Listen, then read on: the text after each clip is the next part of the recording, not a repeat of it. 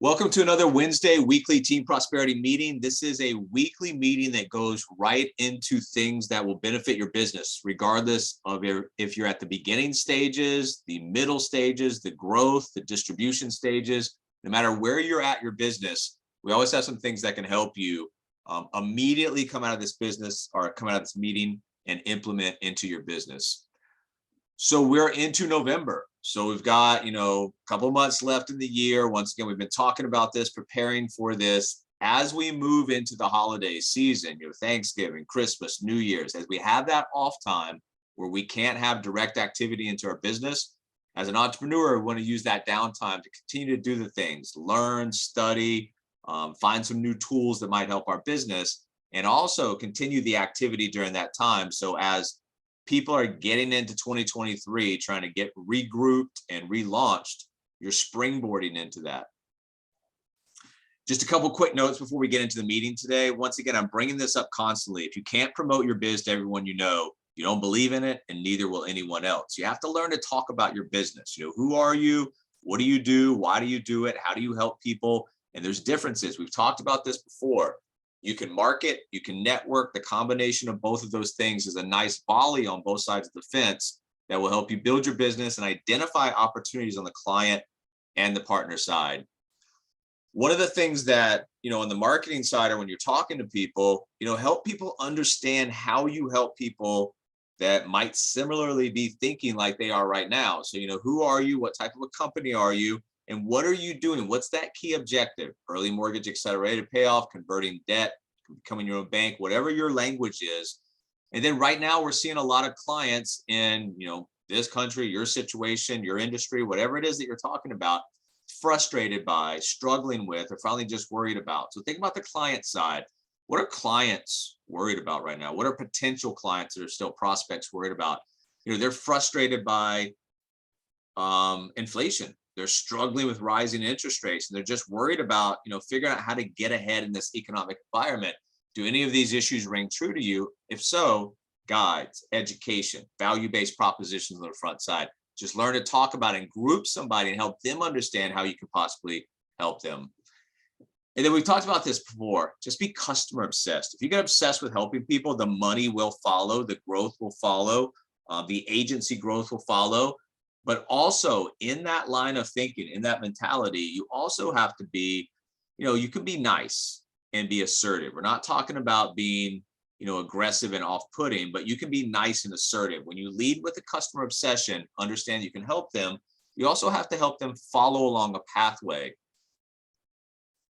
That pathway has to include, guys, a why. If we're in the discovery section and we're dealing with a potential client, it's still a prospect, and we cannot discover a why, we can't continue. Like we've talked about time and time again, they don't need your help to get to nowhere. They can get there on their own. What we do is help people get to, desired end outcomes. The why, the motivating factor, it has to be locked in, because everything we do connects over to helping them accomplish that. Last week, we talked about getting ahead in the competitive sales world. Do you want to know how to be on top of your competitors? You have to strive to discover unique opportunities that will keep you, at least a step or two ahead of your competitors at all times. You can never solve everyone's problems, so don't make this your goal. Instead, identify what it is that you do well and focus on making that a world-class, experience for your clients. This week, we're going to be talking about can't have it both ways. This is, for us, this is for our clients, this is for our partners.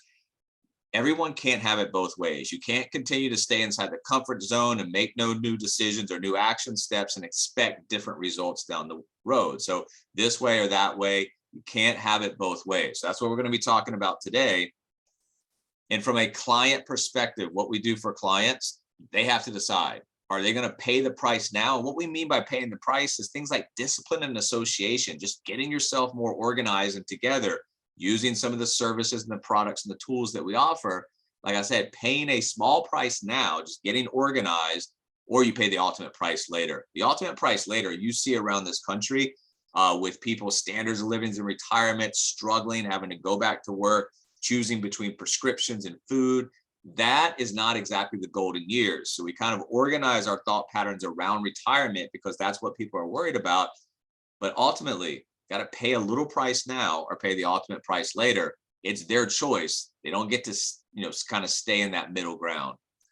Debt to wealth is a conversion process, and it starts by understanding where you are, where you're trying to get to. And like we said, with what we have as far as the products and the services, that most linear equation from point A to point B that we can possibly map out.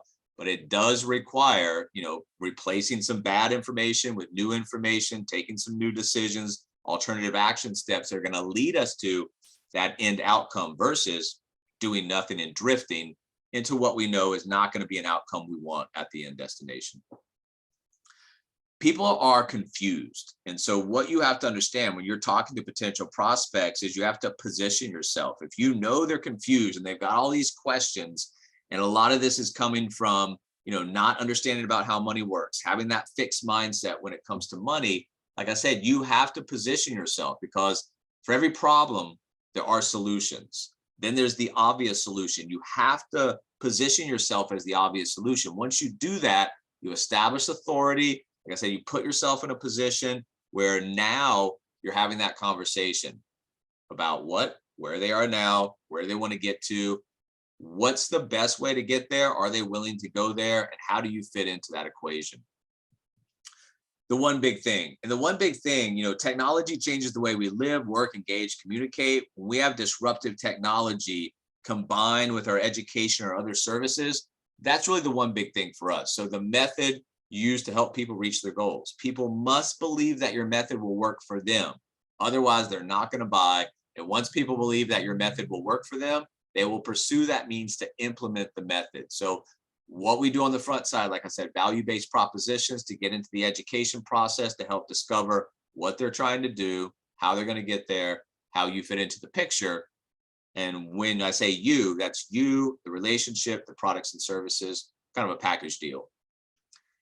And then the expert secret. So our job, whether we're marketing, whether we're educating, is removing any objections or roadblocks that prevent people from believing that one big thing and how it will work for them.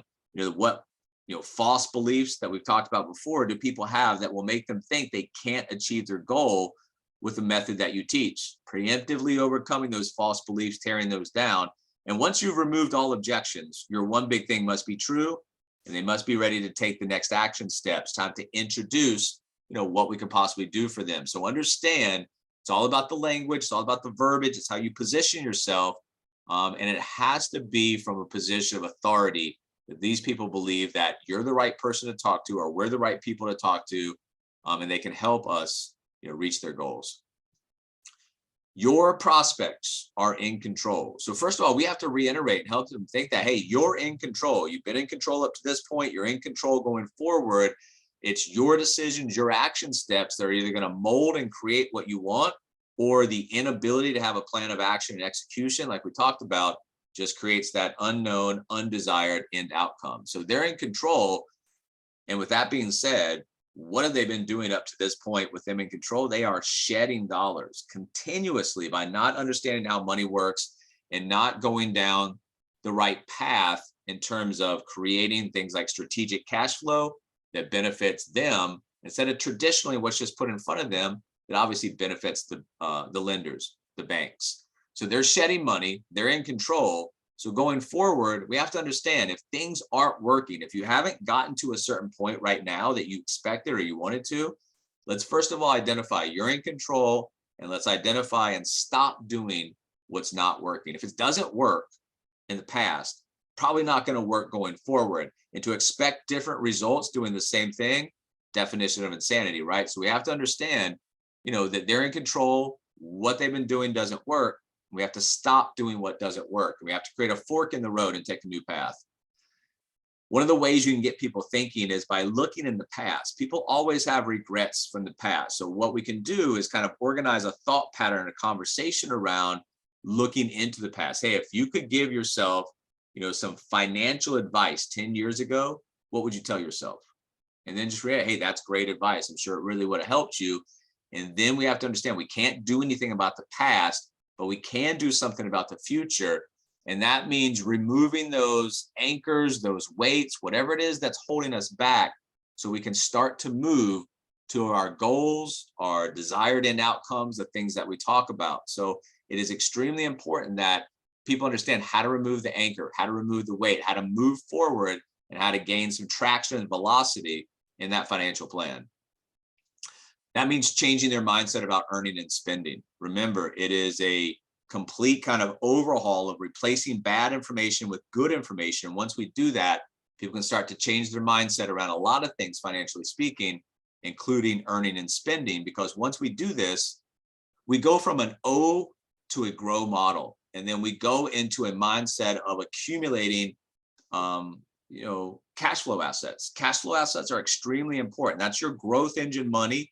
We're going to use those things to make more money. Well, that all starts with understanding that, where our money usually goes is into things like consumption or depreciating assets. The stuff that we buy that, over time depreciates down to zero. Usually our prospects are stuck in this bottom half right here. And when they do move into assets, it's usually on the appreciating side. So they're betting, hey, in a time in a future day, when I'm ready to sell this asset, I'm just hoping and kind of praying that somebody else is going to pay me more money for it at that time. Well, what we want to make sure to concentrate on is the cash flow assets. Somebody has no cash flow assets. That's a problem. We identify the problem. Why are we not accumulating cash flow assets? And then we move into a plan of action where we start to concentrate on the ability to stack cash flow assets. Not stacking cash flow assets, not moving into a grow versus O model, all the things that we teach. There is a huge high cost of waiting. You have to learn to pay yourself first. You have to learn the rules of money, power of compound interest, the power of cash flow assets, all of the things that we talk about in that kind of umbrella of how money works. But one of those principles is the high cost of waiting will absolutely decimate any opportunity to have a future that somebody actually wants and desires. If somebody, is questioning, the ability to stack cash flow assets in the future, they don't have to wait. They can start right now. We have arbitrage education. We have offset education. We have a lot of things that we do that can help people understand, how to create assets and future income from debt payoff when you look at arbitrage opportunities. How money makes money is extremely important. So once we're able to get rid of, those things holding us back, we're able to accumulate cash flow assets. We use those cash flow assets to put money to work in other places. Money makes money. And once money starts to make money, everything we do is a financial equation. Financial freedom for us, what we tell our clients is when that standard of living, that X, whatever that is, that amount of money can be covered every single month with the income from our passive assets. That's financial freedom for us. That starts with understanding the rules of the game. So what we're talking about here is teaching people that come to us wondering, hey, how am I going to win in this economic environment? How am I going to win in my financial plan? How am I going to win in my retirement? Well, this is how you do it. So we're going to explain to you, solve the puzzle for free, put it all out there. This is how you do it. But once we do that, it's up to them. What are they going to do about it? They're going to continue down that same path where we know, and quite frankly, they know is not going to lead them to anywhere desired. Are they going to take a new path? They're going to work with us. They're going to have products and services that are designed to get them ahead, to beat the banks, to create, like we said, that financial plan that puts them at the head of the table instead of their lenders. At the end of the day, it's their choice. And so what we're talking about today is the ability to take new choices based on new information that allows new action steps to get a new outcome. Well, taking responsibility for your finances is something you have to do, or you have to get used to taking orders for the rest of your life. You're either a master of your money or a slave to it. Always our choice, right? And then along the way, we have to check the scoreboard. If you're playing sports, we always check the scoreboard. Are we winning? Are we losing? Same thing financially. Money is a scoreboard where you can rank about how you're doing against other people. And once again, if we're not ranking well right now, it doesn't mean that we're defined into that losing role for the rest of our lives. We just have to take alternative action steps based on new information that creates new decisions. I use this slide sometimes to, tell partners the ability to create 6 figures off an online business when you break it down. Same thing with your partner, or same thing with your clients. If they can create something that, makes $273 a day, well, that's $100,000 a year. So I think everybody has misconceptions about what they need to do to create something that gives them X, Y, Z amount of money per month. You break it down, everything's a mathematical formula. Math matters, formulas matter, algorithms matter. And that's what we teach people. How to get your money right. If somebody doesn't get their money right, then that is something that will continue to plague them for the rest of their life. Money is a part of life. Money's choices. Money is a mental game. Once we understand that money starts with a mental state and a new state of mind with new information replacing bad information, it's a lot easier to understand, hey, there's a financial sickness in this country. We have a cure for it. So if you have a cure for a sickness, you should be pretty vocal in going out there and pretty confident in your ability to help a lot of people that you're talking to. Consistency is king, and consistency is going to make or break any type of a plan of action. One of the things that we offer along with everything else is the relationship, and we help people, training, supporting, coaching, mentoring. That has extreme value, and that helps them be consistent and get them to the end destination. We dig into numbers. Remember, if we're trying to get somewhere, the first thing that we have to identify is, where are we now? Just like we talk about GPS, physical location A, physical location B, what's the shortest, most efficient route to get me there? We dig into our finances, we're looking at, hey, where's our money now? Where does our money want to be in the future? What's the quickest way to get us there? It's all about cash flow. Whether we're talking about a business or a family or an individual's personal plan, cash flow is king, and cash flow is something that we concentrate on. It's important because, when we look at certain age groups that we work with, when we look at the retirement years for them, and we always talk about this, retirement is not an age, retirement is a financial condition. But if we use the typical paradigm of, mid 60s for retirement, guys, Social Security is going to have to change, including payouts and eligibility age. If we're over a certain age, I don't even think we should include that in the financial picture. If we get it, hey, great. It's something else that comes in. But if we count on it and we count on it too heavily and it's not there, we're screwed. People are going to have to work longer. And like I said, retirement is not an age if you plan and prepare. Along the way, we are living longer lives. Long-term care, a lot of people don't know, the only government assistance available is for low income through Medicaid. So all the other long-term care has to come from things that we put into place. If not, like I said, hopefully we might have family that can help us. If not, once again, we are screwed. This is the first time in history that our taxes going forward for your retirement tax rate will be higher than your working tax rate. And challenges for us as partners become opportunities. Challenges for your clients also become opportunities to prepare and to win. And we have to execute. We've got to make it happen. Your clients have to be willing to take the plan of action and execute. If they want something bad enough, they have to be willing to commit to the process. Two things drive people, and that's the power of possibility and the fear of missing out. Basically, that breaks down to fear and greed. That moves the stock market, it moves asset bubbles, it moves a lot of different things. But you have to understand, when you're talking to people, yes, we are a data-driven company, but people are emotional creatures. You have to make sure that, once again, you talk to them, speak their language, understand their why, and help them carve out a path to get there. Two main factors their clients need to be aware of is, first of all, they need to be aware of there are possibilities. And then number two, they need to live their life with possibilities and potential. And you need to learn how to use words in marketing and sales, that what we call power words. So when you're talking about a relationship, it's not, hey, you're going to do this. Hey, we're going to do this together. So, you, goals, opportunity, we, easy, success, amazing. Believe, win, benefit, help, new, exclusive, thank you. Power words help you. These are affirmative words. These are helping people. Once again, you're cementing your position as establishing of an authoritative position, helping them, but also you're creating an environment and speaking to them in language and conversation. It's helping them understand, we're going to get you to an end desired endpoint. How money works is extremely important, guys. You are on a mission with us to help people understand that being a sucker is a choice. Also, stop being a sucker is also a choice. So once again, forks in the road. They're going to continue down the path. They're going to take a new path. It's up to them. Choice is theirs. We specialize in helping, not people slim down their expenses to bear nothing. That's a defeating experience. We teach people don't live beyond your means, expand beyond your means. You can have whatever you want.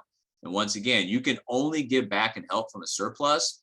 So living within that bubble, only doing what's necessary for your life to pay for what you need is kind of a selfish journey. So what you want to do is you want to create assets, you want to create surpluses, and you want to help other people.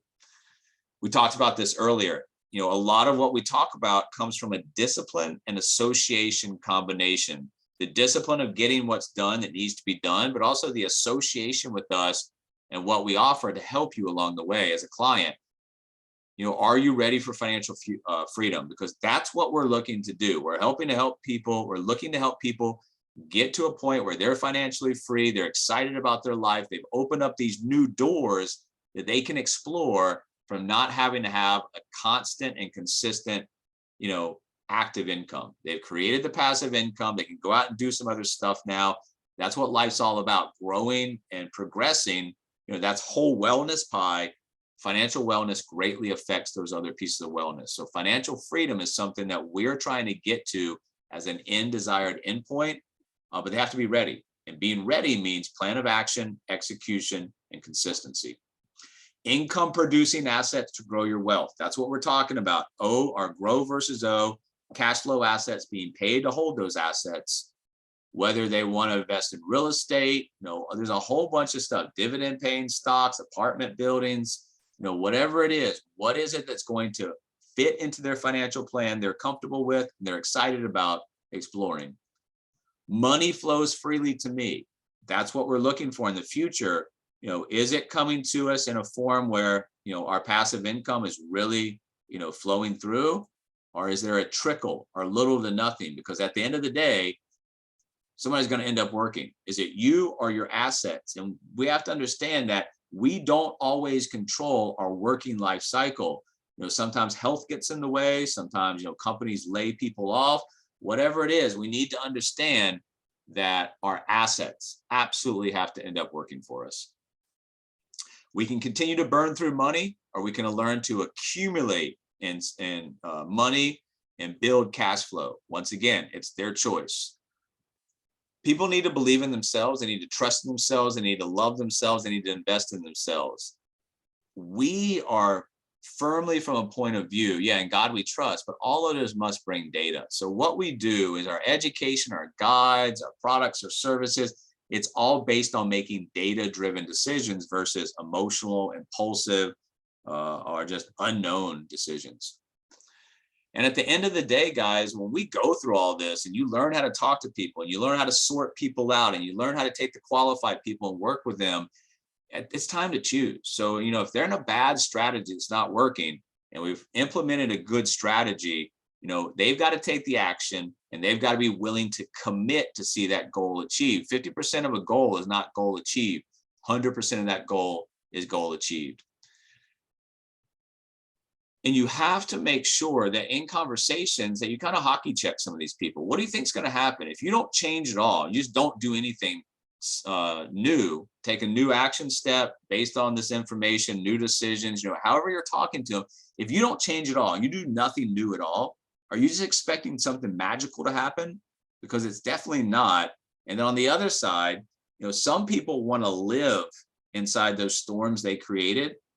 And they get upset when it rains. So they don't want to solve the problem. They want to live in the problem. They want to complain about the problem. So you have to understand two sides. And you have to understand that when you're talking to these people, that if you're not able to break through some of this and they expect something magical to happen, or they're just going to want to dwell and remain in their problem, disqualified, moving on to somebody that we can help.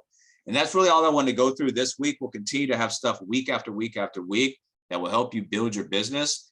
And once again, if you are working on your business, if you're putting active time, energy, resources in, we'll be there to help you on our side as well.